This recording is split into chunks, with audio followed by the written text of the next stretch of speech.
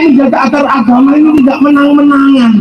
Karena agama itu kalau sudah berbicara pasti atas nama Tuhan, biar nggak ngawur dan nggak menang-menangan. Makanya kiai itu kalau ngomong itu dibagi dua, ada kiai sakti dan ada kiai kurang sakti. Kalau kayak saya ini kiai kurang sakti, buktinya apa? Bisa diinstruksi. Kau sudah malam, sampai ya berhenti lah. Tapi ada kiai yang sakti. Siapa ajengan yang paling sakti? Ajengan atau kiai yang sudah khutbah Jumat, itu paling sakti, nggak ada orang berani. Kalau sudah naik ke atas mimbar, ittaqullah, nggak ada orang instruksi Pak Khotib itu nggak ada. Itu menangan, makanya khotib itu paling menangan di dunia. Makanya akan khotib ittaqullah, lepas teknya ditiup kipas angin, bubar itu teknya. Terus kalau pakai tongkat, nggak mungkin lah tangannya gini-gini, tongkatnya jatuh. Makanya kalau sudah tongkatnya hilang, tangannya saudara Jokowi, ya begitu.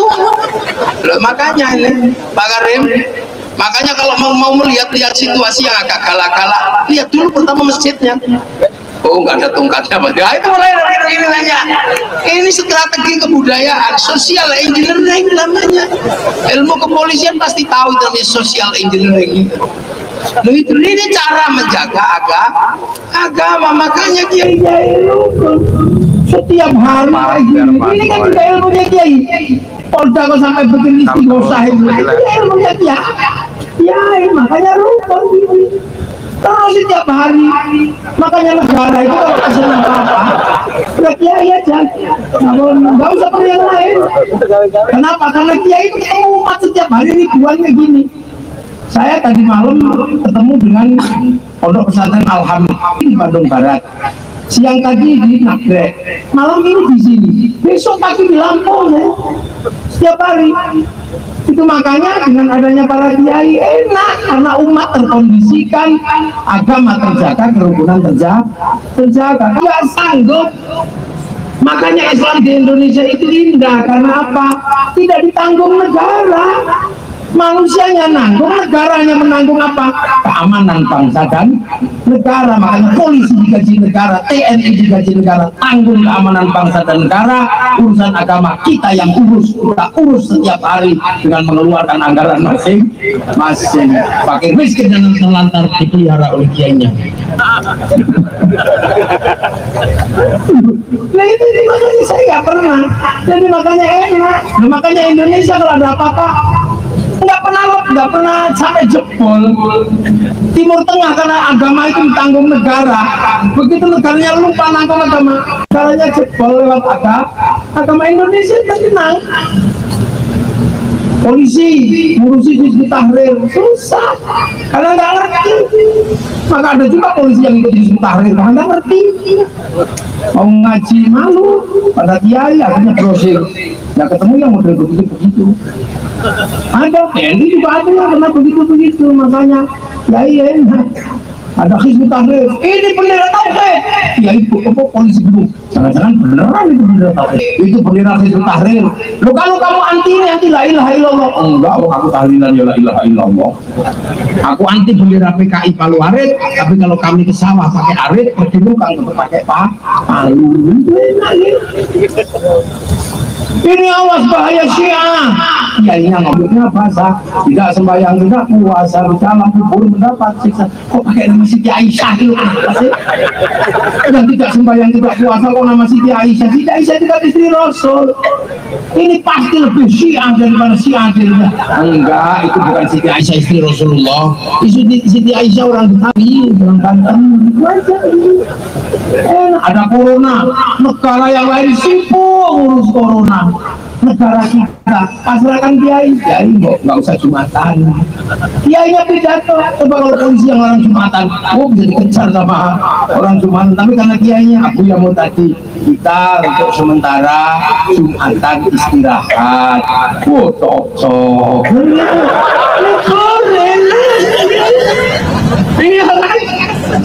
Nggak usah mudik ya, nggak usah.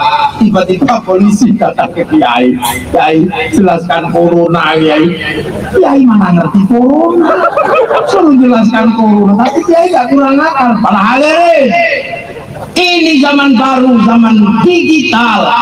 Kalau kemarin adalah zaman all, ini zaman no, ditandai dengan penggunaan digital, penggunaan internet. Orang sekarang dengan mulutnya bisa ngomong apa saja di internet dan tangannya bisa buka apa saja. Maka dosa manusia ada di mulut dan ada di tangan. Karena dosa mulut dan dosa tangan, maka Allah menurunkan azab corona. Mulut harus pakai masker, tangan harus pakai hand sanitizer. Betul? Betul. Padahal kiainya ngarang gitu, Pak. Kita ini ikutan. Orang Amerika mengatakan rambut mohak adalah rambut yang terbaik. Akhirnya anak-anak kita karena nggak ada yang menceritakan bahwa kita juga orang serupa. Oh, yang tersisa tinggal gula Jawa. Nah, ini bangsa sudah mulai untuk apa? Membangkitkan semangat bangsanya masing-masing. Makanya Amerika membangkitkan semangat kebangsaan dengan cara Amerika. Sebelum menjual produk dia katakan Amerika yang terbaik. Amerika dijelaskan lewat film Hollywood, mulai dari Bill Best sampai The Last of the Mohican. Dia kalah di Timur Tengah, dia bikin film Hot Shot 1 sampai 2. Dia kalah dalam urusan terorisme, dia bikin 12 Strong. Dia nggak mau kalah. Dia kalah dengan Cina secara spiritual, dia bikin American Shaolin, American Kung Fu. Dia ditekan oleh Jepang, dia nggak mau kalah. Dia ditekan Jepang, dia bikin American Samurai, American Ninja. Bahkan samurai terlahir dari Amerika, namanya Tom Cruise dalam film The Last Samurai. Ini harus dipahami bangsa-bangsa. Coba orang Cina membangkitkan semangat kecinaannya melalui film-film, dari Bung Feihung sampai Sun Gokong, dari ular putih sampai ular hijau. Orang Jepang karena dia harus menanggung kehidupan bangsanya, di mana barang dalam negeri jatuhnya lebih mahal daripada di luar negeri, namanya politik dumping. Semangat Bushido disemangatkan dalam film Jepang. Pulang rezim Tokugawa dan restorasi Meiji perang seperti tahun 45, bunuh-bunuhan sesama anak bangsa. Maka orang Jepang menjelaskan itu dengan sangat sederhana, bikinkan kartun film yang sederhana, kasih judul Samurai Kick dengan tokohnya Rurouni Kenshin. Mereka bangun kebangsaannya. Malaysia nggak boleh lagi ada konflik antar suku dan antar ras. Maka Malaysia membangun kebersamaan, kembalikan Malaysia pada generasi milenial Si Upin dan Si Ipin. Si Upin dan Si Ipin nggak boleh lupa bahwa Malaysia tidak boleh ribut dengan anak-anak India. Kenalkan tokoh kecil namanya Jarjit. Dia nggak boleh ribut dengan anak-anak Cina. Kenalkan tokoh kecil namanya Mei Mei. Jangan sampai ribut dengan anak-anak Indonesia. Kenalkan tokoh kecil namanya Susan. Susan itu cara mereka membangun bangsa. Kita setiap hari yang baik adalah bendera Filistin, bendera putih jelek. Terus itu.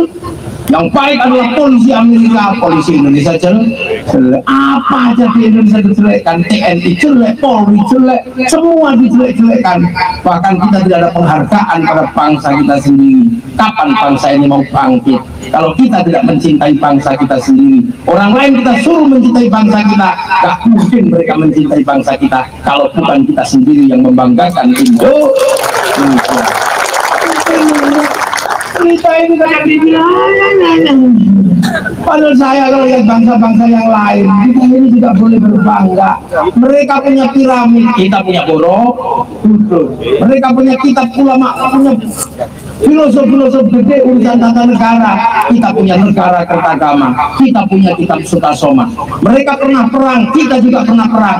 Bahkan bangsa yang merebut kemerdekaannya dengan perang di dunia satu-satunya adalah Indonesia. Ayo, mencari sejarah negara mana yang merdeka dengan perang kalau bukan Indonesia. Maka jangan ngacak perang orang Indonesia, hapus sampai habis. Polisi ini kan masih ngalah, belum ngalih, nanti waktunya mengamuk. Begitu. Mongolia pernah menaklukkan seluruh dunia, Arab ditaklukkan, Cina ditaklukkan, Eropa ditaklukkan, tapi Mongolia datang ke Nusantara, habis mulai dari Selat Sunda sampai Selat Malaka, ditaklukkan sama Singasari, sama Pajajaran dan sama Sriwijaya. Sekali-sekalinya Mongolia takluk di muka bumi, ditaklukkan bangsa Nusantara. Loh, itu pasukannya jadi polisi-polisi ini. Makanya kalau polisi lari-lari, perang-perang, jangan terlalu banyak makan. Lari. Ya, loh ini bangsa kita. Kalau kalian mau bersenang-senang pakai main musik, lihatlah. Orang Eropa punya alat musik namanya gitar, terbuat dari kayu dan tali. Kayu mudah nyarinya, tali tinggal bikin. Sama kulit, kayu tinggal numpuk, tinggal gerasi, tinggal bolongi. Bangsa kita pun gamelan terbuat dari logam. Hanya bangsa yang menguasai ilmu pertambangan yang maju dan penguasaan metalurgi yang mapan mampu membuat alat musik dari logam. Tepuk sih bangsa kata sultan. Ini sampai jarang gajah ngaji tentang bangsamu ini. Kita selalu gajah ngaji tentang bangsa Amerika, bangsa Cina, bangsa mana. Korea itu cuma modal air mata, dan lagu Korea bisa memasukkan industri Korea ke Indonesia. Kapan Indonesia bangkit? Industrinya bisa masuk ke negara lain. Harus mulai kemampuan kita untuk mencintai bangsa sendiri. Dengan begitu kita akan bisa memproduksi apa yang ada di Indonesia, dan konsumsi terbesar adalah konsumsi dalam negeri. Konsumsi dalam negeri berbanding lurus pada cinta pada bangsa dan negara. Itu penting. Ini kayak gini, makanya kiai ini terlalu ayo cinta bangsa, tapi kalau pengganggu bangsa nggak bisa karena keputusannya udah diserahkan sama TNI Polri. Urusan wahadal baladil amin, tangan kalian semua. Urusan aman wa amru solidat, biar kita yang urus dengan berbagai dinamikanya. Tapi keamanan bangsa dan negara menjadi mutlak karena apa? Dia menjamin manusia dan menjamin agama. Manusia yang baik akan rusak, agama akan rusak kalau tidak ada keamanan bangsa dan negara. Maka jangan main-main ketika menjadi polisi, bahwa kalianlah yang menjamin kemanusiaan akan tetap baik dan agama tetap baik. Dan itu kebutuhan jihadnya polisi dan TNI. Sampai TNI Polri tercerai,